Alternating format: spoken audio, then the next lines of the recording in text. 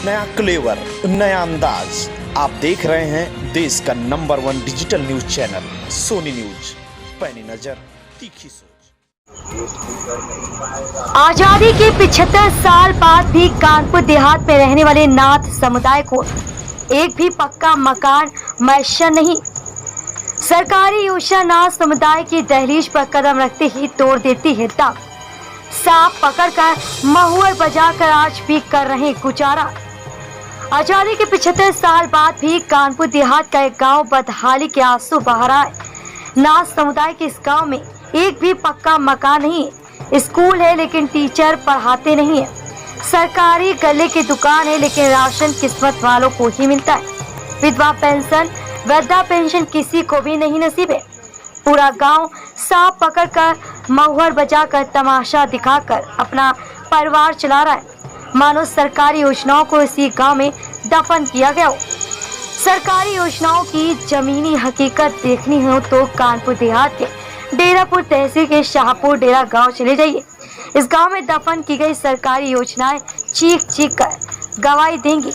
पूरे गांव में तकरीबन 70 घर हैं लेकिन पक्का मकान एक भी नहीं। प्रधानमंत्री आवास योजना, मुख्यमंत्री आवास योजना की भ्रष्ट सिस्टम ने पक्की कब्र बना दी। गांव में रहने वाले नाथ समुदाय की आबादी लगभग 500 लोगों की है लेकिन विधवा पेंशन, वृद्धा पेंशन किसी एक को नसीब नहीं है। सरकारी राशन की दुकान है। नाथ समुदाय के लोगों के पास राशन कार्ड है लेकिन राशन नसीब वालों को मिलता है। गांव में सरकारी स्कूल है लेकिन टीचर पढ़ाते नहीं।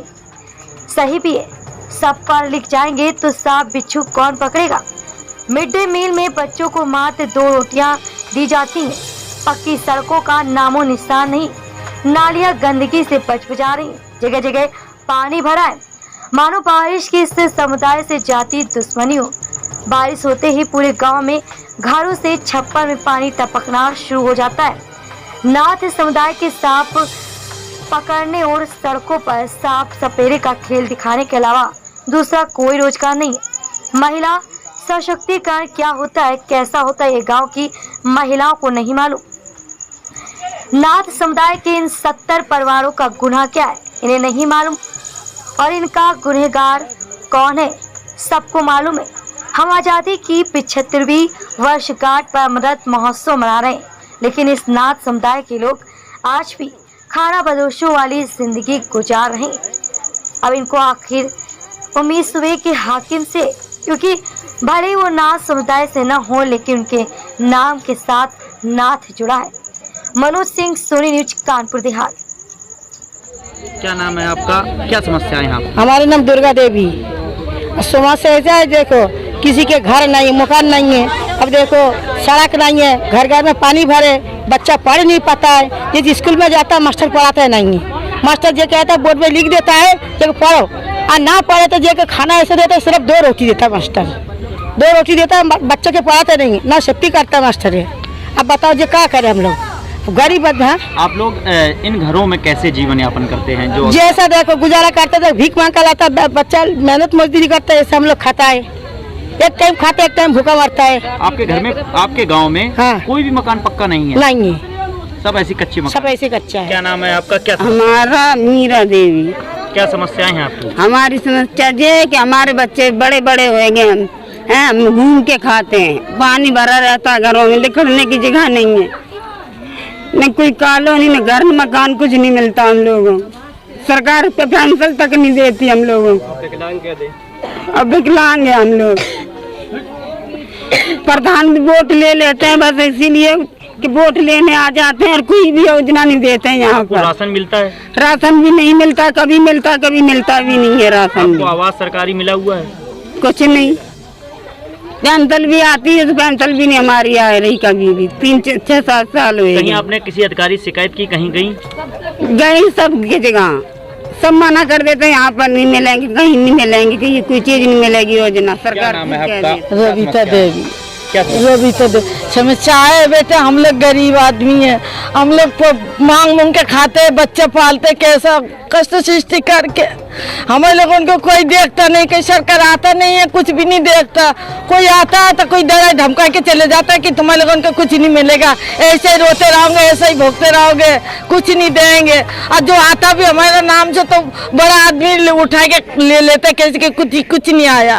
हाँ, जीवन गुजर गया, कोई कॉलोनी ना कोई घर मकान कुछ नहीं मिला हमारे लोगों की, कुछ भी नहीं। हम लोग तो ऐसा ही कोई एक दिन भूखा भी पड़े रहते हैं, बच्चा रोता है, क्या करे। क्या नाम है आपका? प्रेमनाथ। क्या समस्याएं हैं आपके सामने? समस्या क्या है साहब, हम लोग जाति सपेरे हैं और हमारे बाबा परदादा सभी लोग यहाँ पे गुजर गए। हम लोगों को कोई विकास नहीं मिलता सरकार से, वोट भी देते, हर चीज़ प्रधानों की धमकियों से हम लोग डर जाते, कोई अपनी बात नहीं कह सकते। कोई भी अधिकारी यहाँ पे आता नहीं, कोई जांच नहीं होती, और होती है तो वीडियो प्रधान से ही ख़त्म हो जाती है, आगे की कोई समस्या नहीं हल होती। हम लोग सपेरे सांप पकड़ के अपना घूमा फेरी करते, बाहर जाते, वन विभाग वाले हम लोगों को पकड़ लेते, परेशान करते। अब बच्चों को कैसे पाले? स्कूल में बच्चे पढ़ने जाते हैं, राशन आता बच्चों को मिलता नहीं, वहाँ भी मास्टर लोग नहीं सही से पढ़ाते हैं। और घरों की तो वो हाल है कि हम लोग जैसे अपना ज़िंदगी गुजार रहे, अपना गुजारे, बच्चों की समस्या सबसे बड़ी आ रही है। बारिश के मौसम में कैसे इन घरों में आपका जीवन यापन होता है? रात भर बैठ के काटना पड़ता है, जैसे भी कटता है। सुबह अपना कोई काम मिलता है तो करते हैं, अपना नमक रोटी से गुजारा कर रहे हैं। कोई नहीं कमाते उस दिन क्या करते हैं? जैसे भी वो भूखे सोना पड़ता है, किससे कहें जाके। हमारे पास से रेलवे लाइन, उसमें तो हम कट नहीं सकते, हमारा परिवार नष्ट हो जाएगा। हमारे पारसनाथ। पारस, कब से आप यहाँ रह रहे हैं और क्या समस्याएं आपके सामने? जो हमारे बाबा पापा ये लोग थे वो तो गुजर गए, उनके लगभग अभी तक 100 साल से कम नहीं है। ठीक है सर। और एक बात और है कि यहाँ जब से हम तो अपनी शुद्ध समारी है, जब से हमने कोई योजना सरकारी देखी नहीं।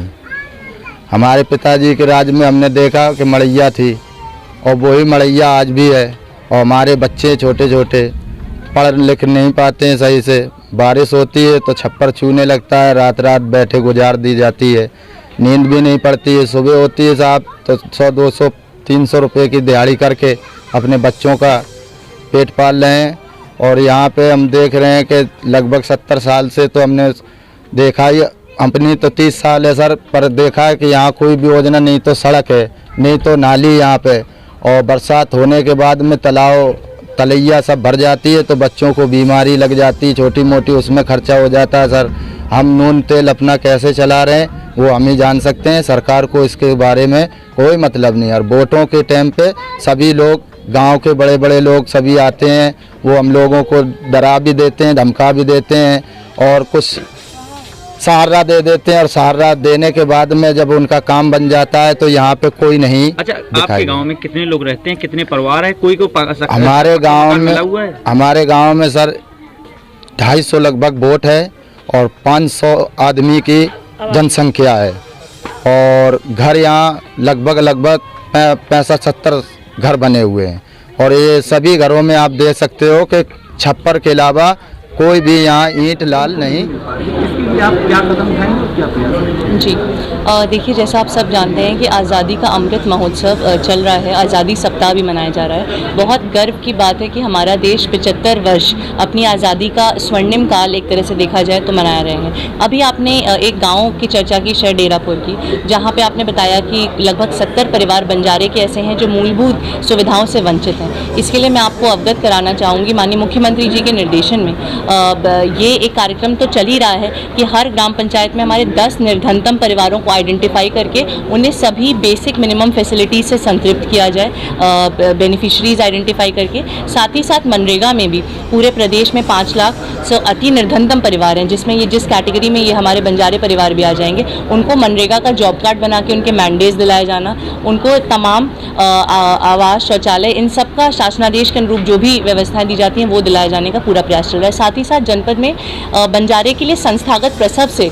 जोड़ने के लिए भी चिकित्सा विभाग की तरफ से एक ये विशेष अभियान जनपद पे चलाया जा रहा है कि उनका संस्थागत प्रसव या इंस्टीट्यूशनल डिलीवरी हो पाए, क्योंकि मातृ और शिशु के जीवन से ये संबंधित होता है। अन्य भी उनको शिक्षा मूलभूत शिक्षा दिलाया जाना, उनके घरों पे छत होना, उनको आवास, उनको गैस कनेक्शन, बिजली कनेक्शन, सबके लिए यहाँ पे विशेष कैंप चलाएंगे। और न केवल शाहडेरापुर में बल्कि पूरे जनपद के 618 ग्राम पंचायतों के प्रत्येक ग्राम पंचायत में जो निर्धनतम परिवार हैं, अंत्योदय और सर्वोदय की भावना से इसको संतृप्त करने का प्रयास माननीय मुख्यमंत्री जी के निर्देश में किया जा रहा है। हर छोटी बड़ी ताजी न्यूज पाने के लिए हमें फेसबुक, ट्विटर, यूट्यूब और व्हाट्सएप पर हमें सब्सक्राइब करें और फॉलो करें आपका अपना web news channel Sony news.